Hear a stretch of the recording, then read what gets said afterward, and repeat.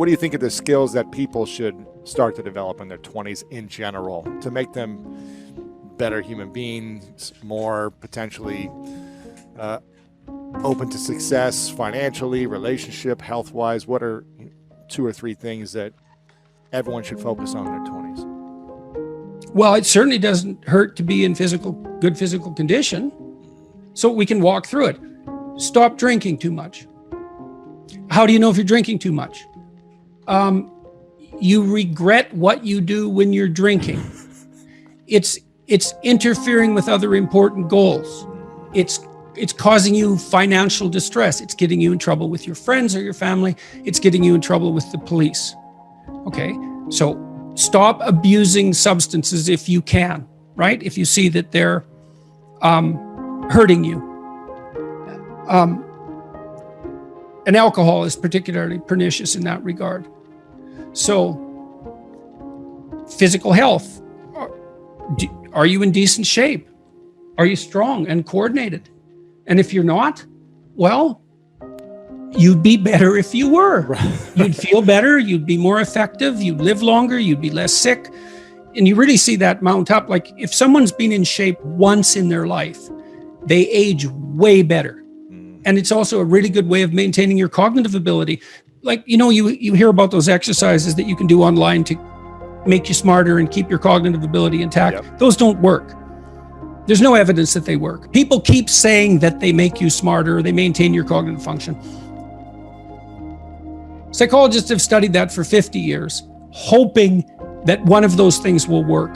Trying all sorts of creative tacks, they don't work. Exercise works.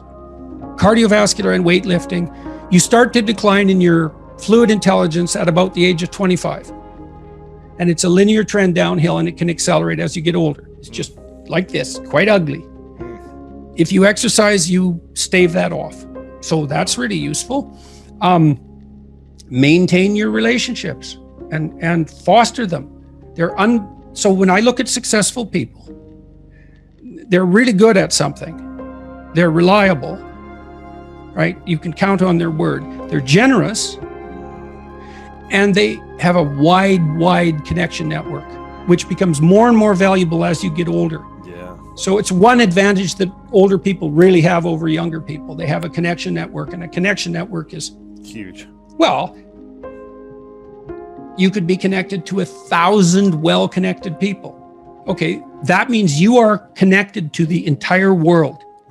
Right, it's unbelievably valuable. And that's one of the things that's so absolutely remarkable about the situation that I'm in right now. As far as one of the great benefits is I can contact pretty much anybody and they'll talk to me. It's like, really? That's so cool. I'm interested in infrastructure for reasons I won't get into, but I'm interested in infrastructure development. I think it's a good method of wealth transfer. It's a good solution to the problem of inequality and employment. I reached out to a leading expert on infrastructure last week to see if he'd talk to me. I thought, I don't know anything about infrastructure except that it's worn to a frazzle and we should do something about it. He agreed to talk. And having a connection network is of inestimable value. It's huge. Reliability, generosity, you can work on both of those. Philosophical sophistication, it's very useful because it orients you properly. You have a sophisticated sense of the world. You find, for example, that doing things for other people is actually more rewarding than virtually anything else you can do. When you hear you should be of service to other people. Well, if you actually watch yourself, you pay attention to yourself and you do something that helps someone else and it genuinely helps them, I defy you to find another experience that is that satisfying. It's actually quite stunning how satisfying that is. And so that's a very useful thing to realize. Why is that such a satisfying thing for human beings?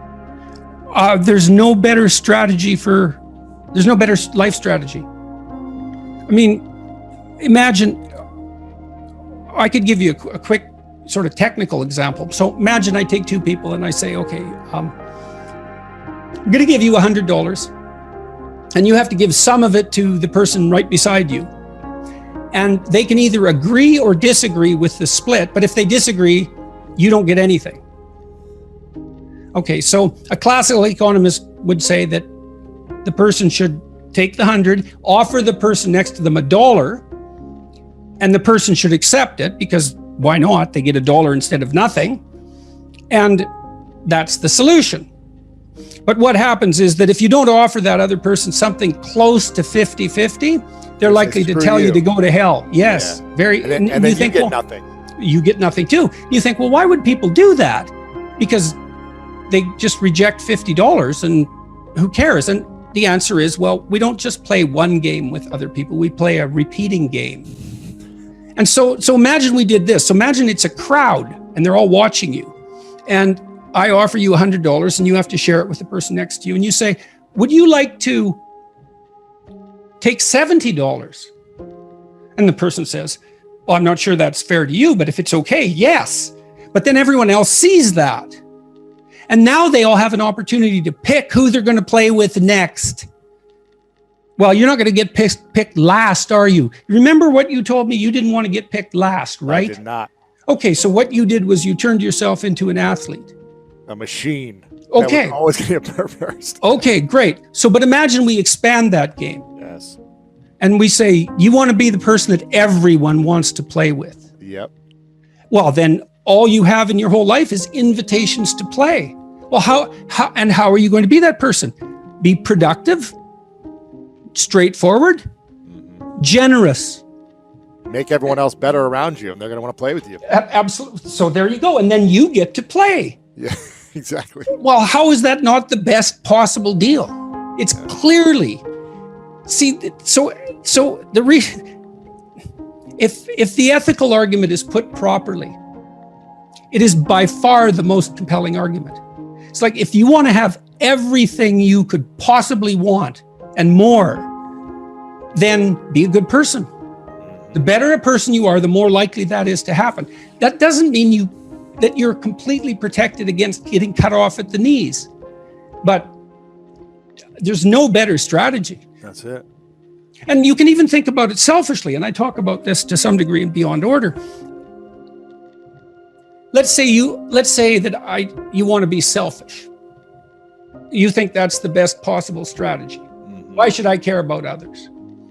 Okay, let's say you should only act in your own best interest.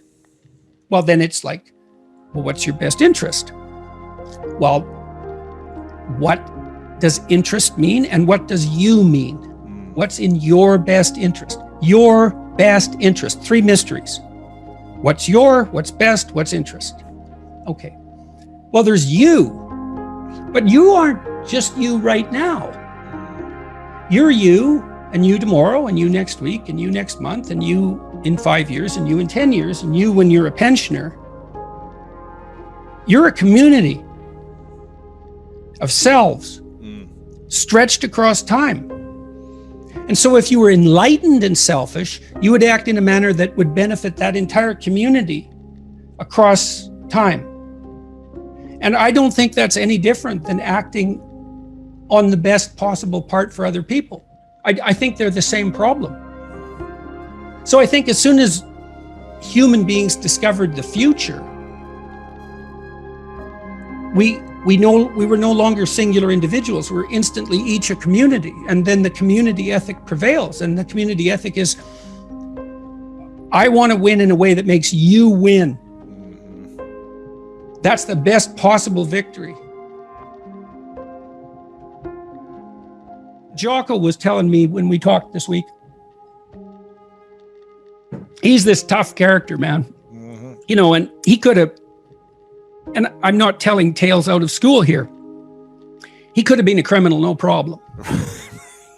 And he knows that perfectly well. And I'm not saying, I'm not saying that as a slur on his character, partly because I believe the Nietzschean dictum that a lot of morality is just cowardice. Whatever he might be, he's not a coward. And just because you obey the laws doesn't mean you're moral. Just might mean you're afraid. In any case, so the question is, well, what socialized this brute? Well, he was taught in the Navy SEALs. Yeah. Take care of your team. That's your fundamental purpose. And he noted, and we had a long discussion about this, the successful guys, man, they've got your back. Wow. Right? You know Trust that above them, yeah. all. Yeah, and if you aspire to a leadership position among those brutes, let's say, and you aren't someone they know to have your back, they're not following. You're not going to make it. Yeah. You're not going to make it. And so this is why the discussions of power that are so prevalent in modern culture bother me so much. It's like, you think male hierarchies are predicated on power? You really think that? They are when they've gone rotten. But when they're not rotten, that's not what they're predicated on at all. The capacity to exercise power, that's really important. You need that. It has to be part of you for you to be admirable. It's like, you could be a badass son of a bitch. Yes, I see that. And that way I'm somewhat intimidated by you. And that's actually a testament to your moral virtue, that you have enough force and power to be intimidating. But then if you can encapsulate that and take that potential for power and harness it to this broader good, well, that's unstoppable.